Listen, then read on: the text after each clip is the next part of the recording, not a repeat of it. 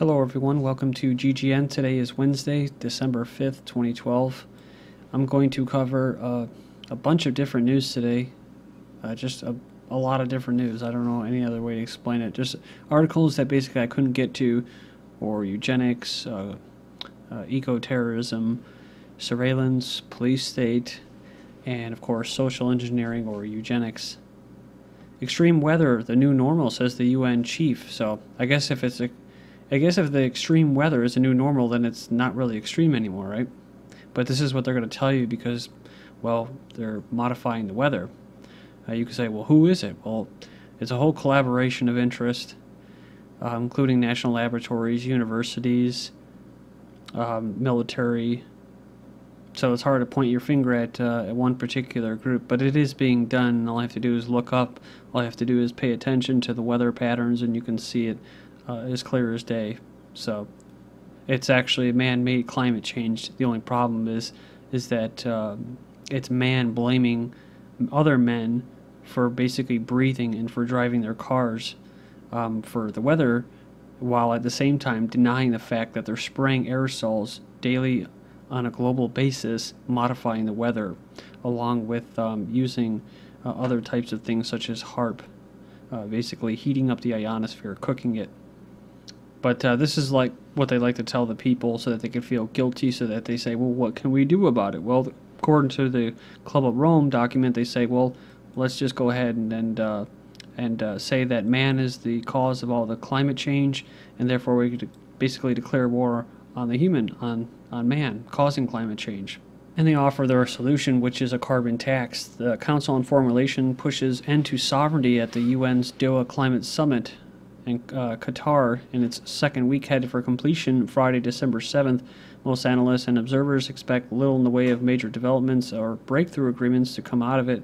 With the world economy in shambles and nearly all national governments awash in debt, there's a diminishing incentive for politicians to spend scarce public funds on much hyped hypothetical future threats posed by global warming, or now they call it climate change. They changed it, especially when there are very real, tangible issues demanding immediate attention and funding. I never really thought about it before like this, but they're talking about how they found that climate alarmists had received $50 billion since 1990. Well, there's some people that throw out the number of 1996 was the first year they started spraying massively, and that could have been it. I wasn't paying attention because I wasn't aware of it till 2008. But I know it was going on way before that because you can see it in shows and movies. But what I was getting to was that the money that goes towards fighting climate change, could it actually be used for funding all of these nanoparticles and aerosols and HARP type technology, i.e. the weather modification, or what we know as chemtrails, is actually being funded in order to fight climate change, which causes the warming and climate change.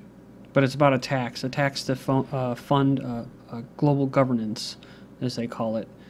Paris weighs ban to darken city of lights. The world would require lights off between 1 a.m. and 7 a.m. Says here France's Minister for Energy and Environment would ban lights in and around stores and other public buildings from 1 to 7 a.m. It's an energy savings ban.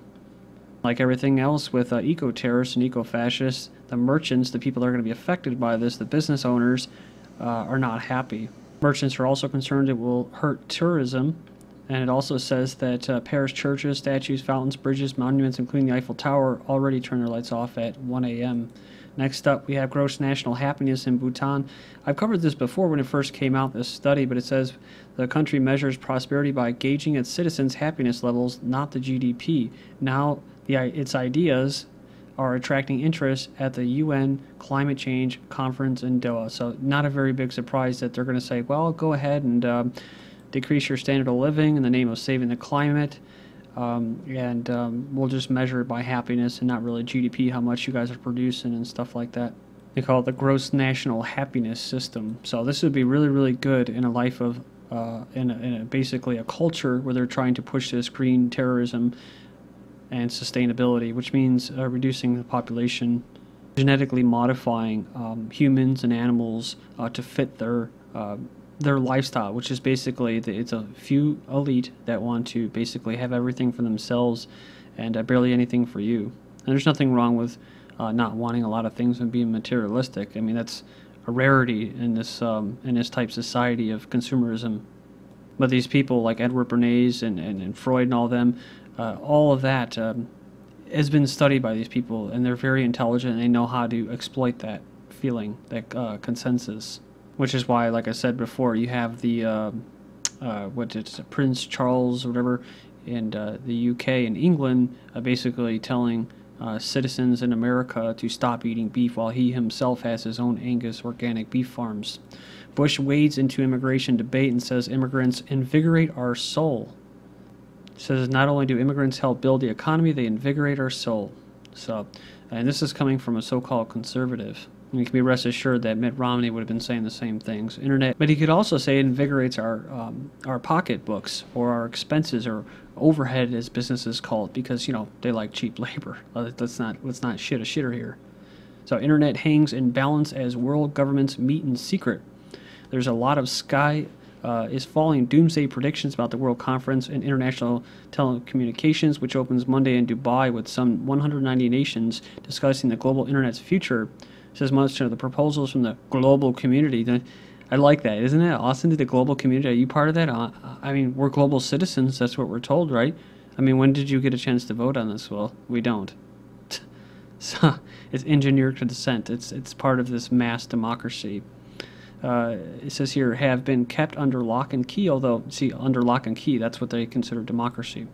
Although some of the positions of the nations have been leaked and published online. That's basically just garbage that's leaked to the people and even alternative media and that, so they can go out there and say, well, this and that, right?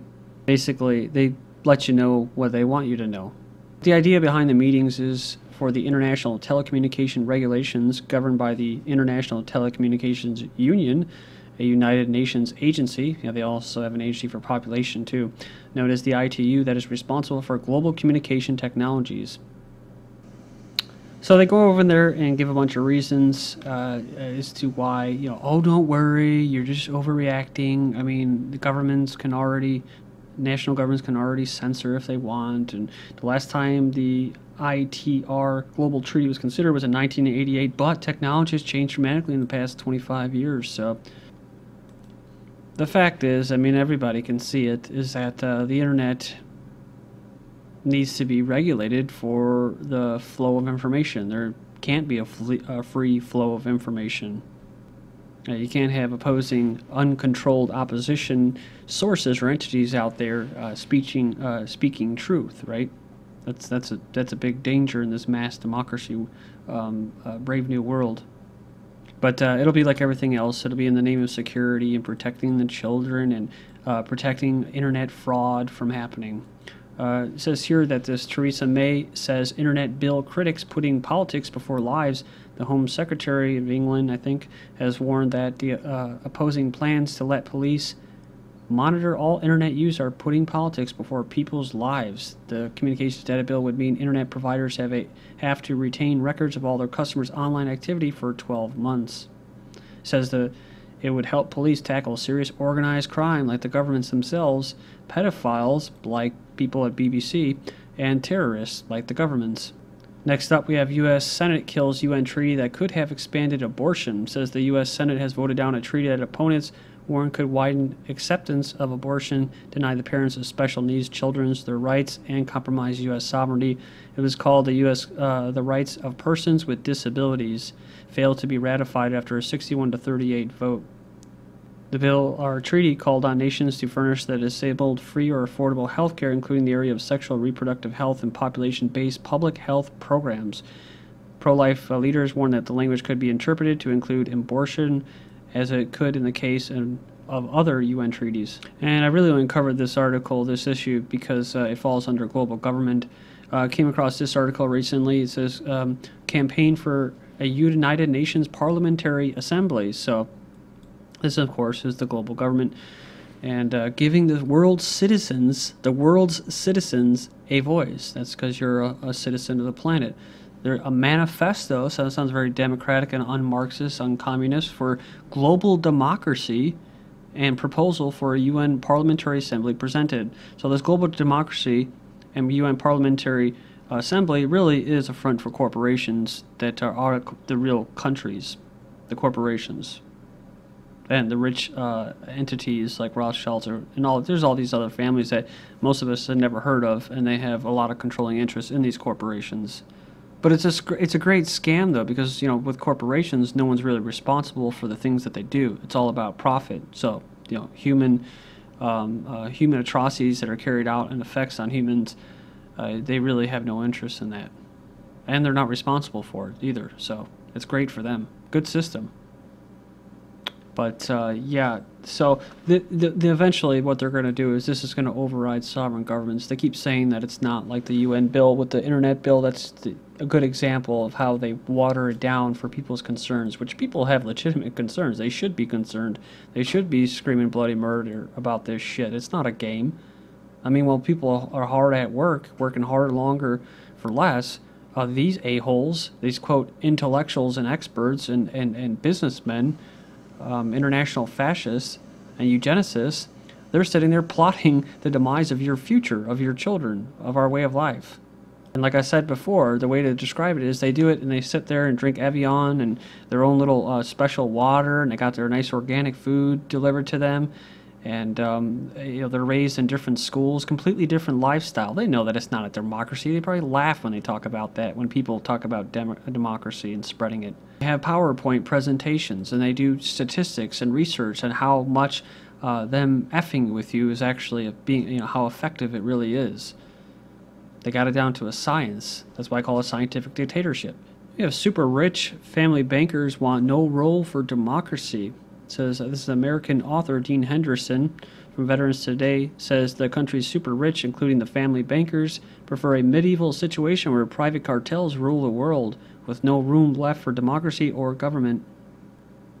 So it says here that most of the 8 family bankers in the U.S. have been printing money out of nothing since last century, and now they want the middle class and poor to make more sacrifice. Said they're doing the same thing in Europe as far as the method to, quote, solve the crisis. They're trying to impose austerity measures by using this phony thing they call a fiscal cliff. While the British abandoned propaganda in peacetime, the Americans maintained its use under the leadership of Creel Commission psychologist Edward Bernays, who argued that American public opinion must be engineered from above by society's few masters. The business world then turned to Bernays to indoctrinate citizens with the capitalist story until the masses willingly adopted the idea that America is a country of big business, by big business, and for big business. Fascism should more appropriately be called corporatism, because it is a merger of state and corporate power. So this is an article I came across, Council on Foreign Relations, and it ties in with that video we were just talking about where they basically propagandize, people brainwash the masses in America to believe that we're all about big business. And in this article, the case for U.S. multinationals, an actual CEO for Chevron makes the case that, it's talking about business and foreign policy. Basically, these businesses write the foreign policy. They want to increase the connection between business and foreign policy. So when you go and fight wars, you're fighting for the drug wars. You're fighting for corporations, banks. He admits that this is at a time when this country, big business, is not held in particularly high regard, especially big oil, by the public and by the government. The speech is actually translated to or transcribed to an article. It goes on and says how great globalization has been, and basically it goes on and says that the military and the country itself has less influence in the world than they did in the past, mostly because what? Because of all the things that they've done, the rape and pillaging the American people's names. But then this the CEO for Chevron says, we have the ethics, we have practices, we have the hiring, training. He says the U.S. still has a large piece of the world economy, but that number is shrinking. He says the opportunities are big overseas, but the competition is tough. So I mentioned this before about how jobs will eventually come back. I said this back in 2009, 2010 to America when they got a bunch of desperate Americans ready to work for, like back in the industrial age revolution, which makes sense. Now there's an insourcing boom. Return with this article in part 2. The biggest caveat that's not mentioned about this alleged insourcing boom is that some companies will be looking to gain the benefits of manufacturing in the U.S., but using robotic labor to do it. This is after they crushed labor unions and put them on a lower wage. Thank you.